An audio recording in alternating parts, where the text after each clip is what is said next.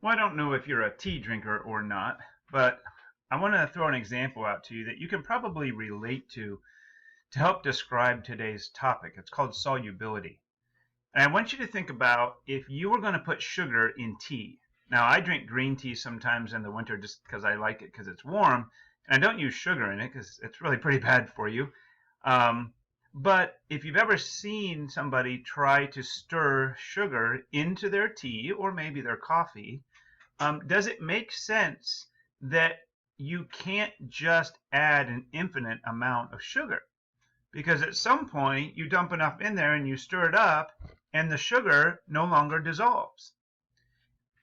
And what factors do you suppose relates to how much can dissolve in there? It probably makes sense to you that hot liquids will dissolve more sugar than cold liquids. So if you were to stir your sugar into iced tea, you would probably have a harder time doing that if you had the same amount of it. So temperature affects it, and so does another property just known as solubility. So for every solute being dissolved in a solvent, there is a certain amount that is like the maximum amount that you can dissolve. Okay, so we're going to talk about that solubility number. I'm going to show you some graphs that describe that very thing called solubility. But before we get to the graphs, let's take a look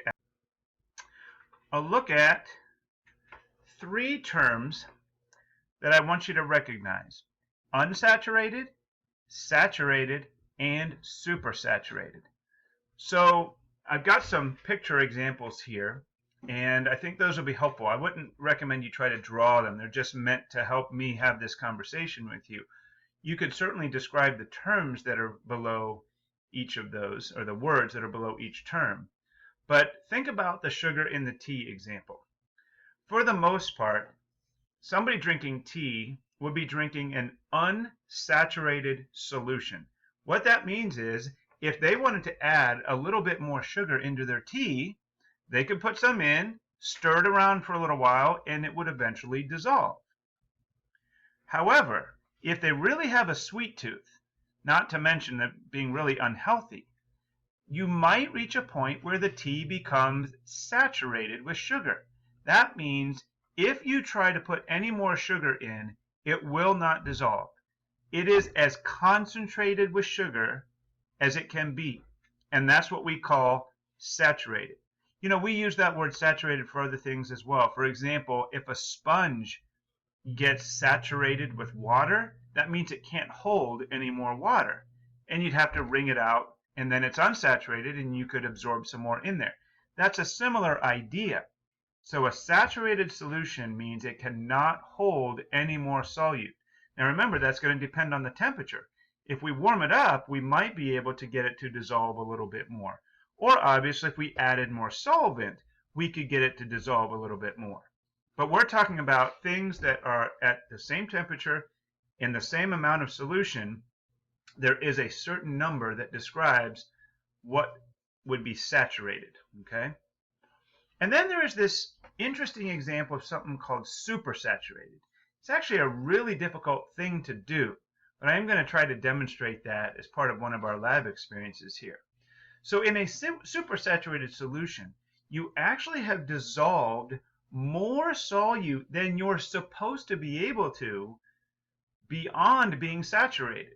So that would be like if your cup of tea could only hold 3 tablespoons of sugar, but you somehow were able to get that 4th tablespoon to dissolve in there. Now that wouldn't be possible with tea, but there is a way to get that to happen. And let me describe how that typically works. If you warm up a solution a little bit beyond where you actually want it, it will typically hold more solute. So you can dissolve the solute in there, and then if you very slowly let it cool down, sometimes that solute will stay dissolved, even though that solution holds more solute than it should at that lower temperature. So we call it supersaturated. Now we describe those as being very unstable. You see the word here, unstable. That's because if you even disturb it a little bit, you could shake it, you could put something in the solution, You could drop another crystal of the solute in there, like sugar, for example. And if you do that, all that extra solute that is not really wanting to be in there will come back out of solution and form a solid that you can see again. Okay?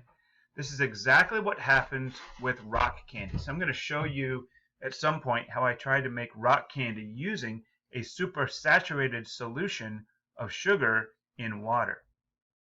Okay? So I want you to know the difference between those three. And let's look at now, when I describe solubility in terms of a graph, or what we call a solubility curve. Here's an example of one.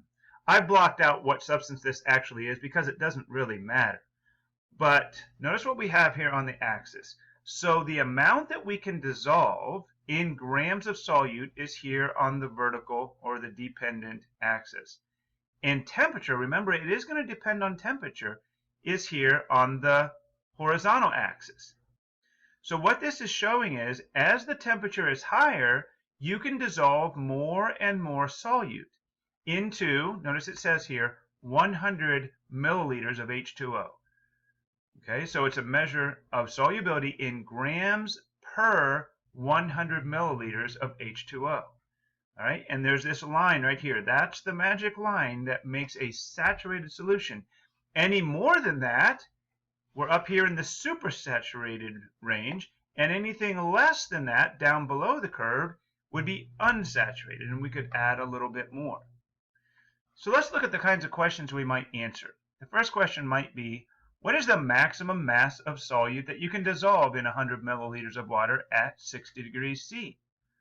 So what we do is we find, I'll use my mouse here, 60 degrees C, and you go up to the curve. That is the maximum amount that will dissolve per 100 milliliters. So if we go straight over like this, we're just above the 100. I would estimate about 110 grams of solute. Okay, so we'll say 110. And again, we're approximating here because we are in between the lines. 110 grams. Let's look at our second question. If I dissolve 250 grams of solute in 300 milliliters of water at 40 degrees C, is the solution saturated, unsaturated, or supersaturated? So I want you to notice here, the graph shows what happens for 100 milliliters of solution, but we have 300. So we should be able to dissolve 3 times as much solute. So let's look at what we can do at 40 degrees C. So here's 40. Here's the point. So if we go over here, this says we should be able to dissolve, I'd say, right around 70 grams per 100 milliliters.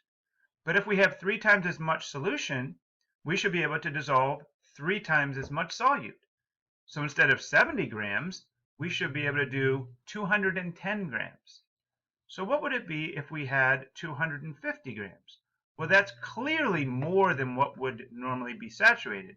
So that would be a supersaturated solution. That's our answer, supersaturated.